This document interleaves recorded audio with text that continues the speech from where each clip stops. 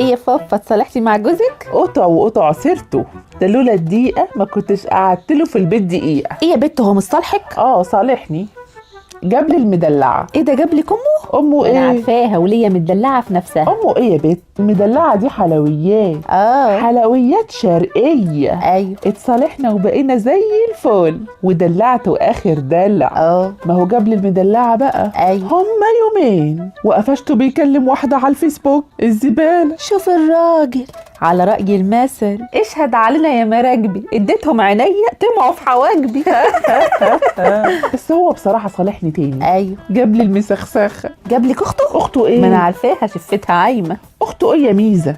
المسخسخة دي حلويات شرقية برضو. معلش يا اختي، اصل ماليش في الحلويات قوي. مسخسخة يا ميزة، حاجة فخمة كده على مزاجي. ايوه. اكتبي مسخسخة كده على جوجل هيطلع لك حاجة عظمة يعني. المهم يعني اتصالحتوا؟ لا طبعا، صدرت له الوش الخشب.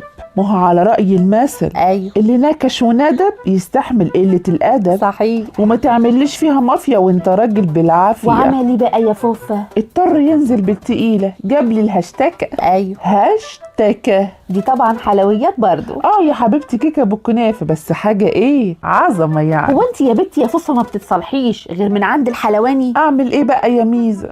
ما هو عارف نقطة ضعفي، بحبها. انت تغضبي وهو يدفع. يا اختي لازم، ما هو على رأي المثل الثبات على الرجولة مش بالسهولة. المهم يعني اتصالحتوا؟ لا طبعا، اختك تقيلة. صحيح. قلت له والله ما مصالحك غير لما تجيب لي المتقسطة. ودي ايه دي كمان؟ دي كنافة يا حبيبتي برضه. ايوه. بس حاجة كده ايه، مستوى تاني. وايه اللي خلاها متقسطة يعني؟ اصلها غالية حبتين يا ميزة. ايوه. فبتشتريها بالتقسيط على 3 شهور. النبي انت رايقة. وانت ايه اللي مصبرك عليه كل ده يا بنت؟ اعمل ايه بس يا ميزة؟